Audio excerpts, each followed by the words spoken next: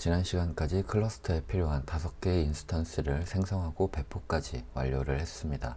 이번 시간에는 제 PC에서 5대의 인스턴스에 모두 접근이 가능하도록 컨피그 파일을 설정한 다음에 각 서버에서 호스트 이름을 설정하고 그 다음에 호스트 파일까지 편집을 하도록 하겠습니다.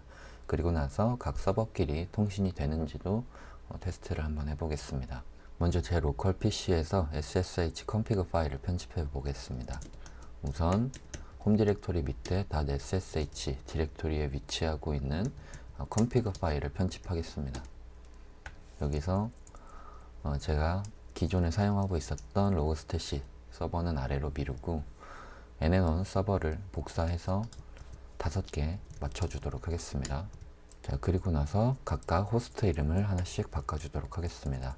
네임노드 서버 2번, 여기는 데이터 노드 서버 1번, 그리고 여기는 데이터 노드 서버 2번, 여기는 데이터 노드 서버 3번으로 지정을 하고 각각 퍼블릭 IP를 확인해서 지정해 주도록 하겠습니다.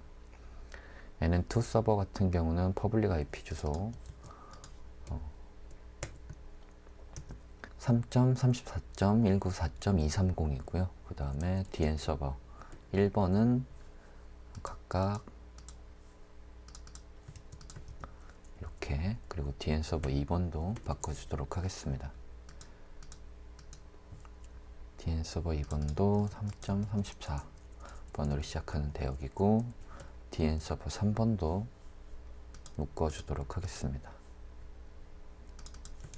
15.164.99.199 자, 이렇게 해서 파일을 저장해 주시면 되고요. 자, 그리고 나서 한번 화면을 지우고 SSH DN 1으로 접속을 한번 해보겠습니다.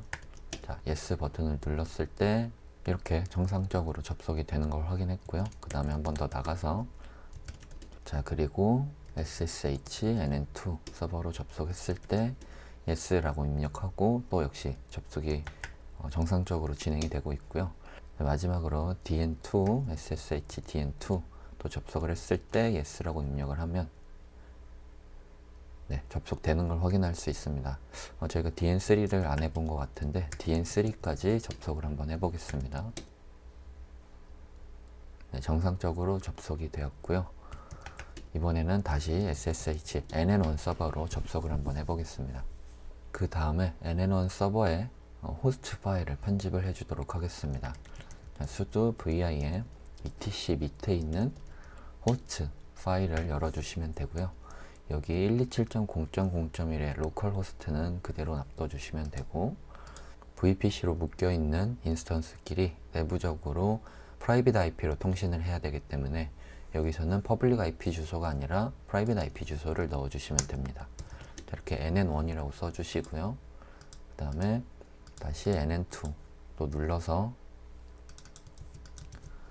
nn2 이렇게 입력을 해주시고 dn1에서도 private IP 주소를 넣어주십니다. 그리고 dn2도 복사해서 dn2 넣어주시면 되고요. dn3도 복사해서 private IP 주소를 이렇게 넣어주시면 됩니다. 자, 다 넣어주셨으면 역시 파일을 저장하시고 나와서 이제 해당 파일을 각 서버에 복사를 해줄 겁니다.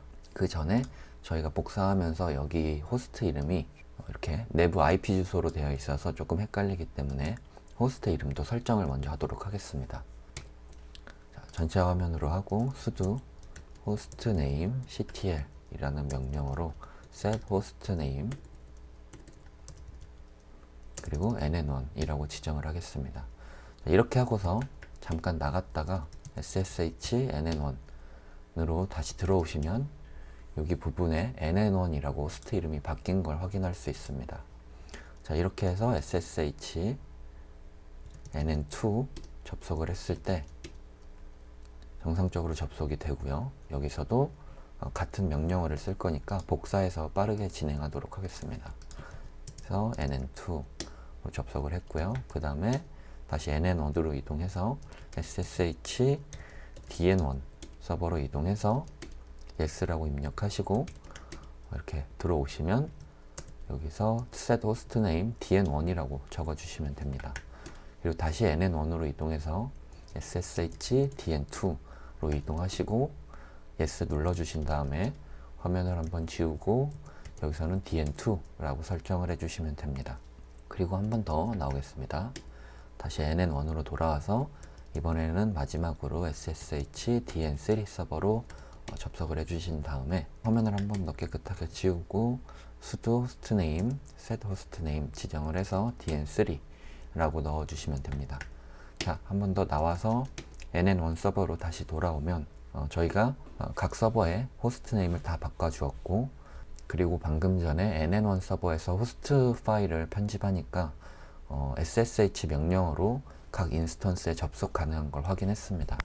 자, 그러면 반대로 다른 서버에서도 각 서버로 접속이 가능하도록 NN1 서버에 편집해둔 호스트 파일을 각 서버에 복제를 해주시면 됩니다. 자, cat 명령어로 etc 디렉토리 밑에 있는 호스트 파일을 SSH NN2 서버로 보낼 겁니다. 이렇게 sudo sh c 옵션에 cat 명령어를 주시고 etc 호스트 파일로 넣겠다라고 명령을 해주시면 현재 NN1 서버의 호스트 파일을 NN2 서버의 호스트 파일로 카피를 하겠다라는 의미로 생각을 하시면 됩니다. 이렇게 해서 엔터를 눌러 명령어가 실행되면 NN2 서버에서 호스트 파일을 한번 확인하실 수 있을 겁니다. 자, 명령어가 잘 실행이 됐으면 NN2 서버에 가서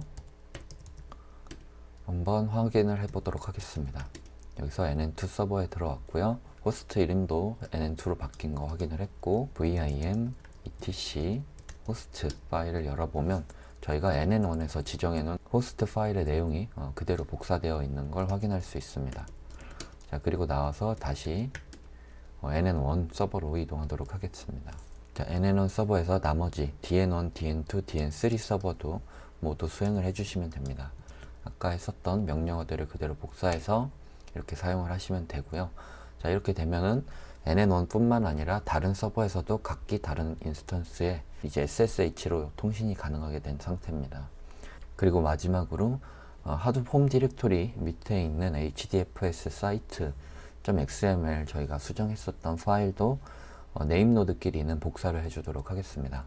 cat 명령어에 하둡 홈 디렉토리 밑에 etc 디렉토리 밑에 하둡 디렉토리 밑에 hdfs site.xml 파일을 ssh nn2 서버로 같은 명령어로 sudo sh c 옵션에 cat 그리고 하둡 홈 디렉토리 밑에 etc 디렉토리 밑에 하둡 디렉토리 밑에 있는 hdfs site.xml 파일을 복사해 주도록 하겠습니다. 자, 여기까지 실행을 하고 나면 각 서버에 화면을 띄워보고 서로 접속이 되는지도 확인해 보겠습니다. 자, 그리고 하나 더 열고요. 여기에서도 밑에 열어서 NN1 서버에서는 일단 한번 나가겠습니다. 그리고 모든 화면에서 커서를 다 잡고 화면을 한번 깨끗하게 지우겠습니다. 그리고 SSH NN1 이라고 하고 여기는 2, 여기는 DN1, 여긴 DN2, 여긴 DN3 라고 해서 한번 다시 커서를 잡겠습니다. 그리고 모두 동시에 접속을 해서 각 서버에 들어왔습니다. 자, 그러면 먼저 SSH NN1부터 들어가겠습니다. 자, 각 서버에서 yes라고 입력을 하시면 이렇게 정상적으로 들어온 것도 확인할 수가 있고요. 다시 나와서 SSH NN2 라고 들어왔을 때 yes라고 입력을 해주시면 네, 이렇게 되고요. 자, 그리고 나서 다시 한번 나와서 SSH DN1이라고 하면 자, 이렇게 들어오시면 됩니다.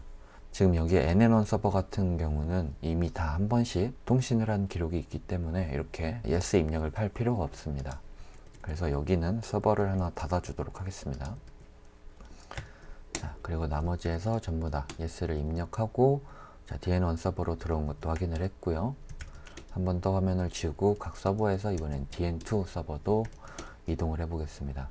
자, 무리 없이 들어왔고 자, 마지막으로 DN3 서버까지 이동을 했을 때 이렇게 정상적으로 접속이 되면 모두 완료가 된 겁니다. 자, 그러면 클러스터를 구성하기 위해서 비밀번호 필요 없이 호스트 이름만으로 통신되는 걸 확인했기 때문에 이제 줍키퍼 클러스터를 설정하고 줍키퍼가 정상적으로 실행되는지도 한번 테스트를 해보겠습니다.